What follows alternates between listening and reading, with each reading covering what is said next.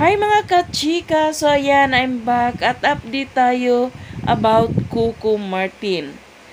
Sa presko ng kanyang latest endorsement na Right Mid, maraming nireveal si Coco Martin at sinabi niya na nagpatayo siya ng bahay katabi din ng kanyang bahay.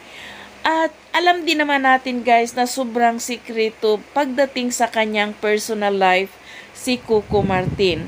So, yun na nga, nung tinanong siya kung si Julia Montes na ba ang the right one at the right time, ito ang sagot ni Coco Martin. Let's watch this. Mahaba yung pinagdaanan namin ni Julia. Willing ka bang i-share sa amin kung sino ba talaga ang iyong the right one at the right time? Hindi.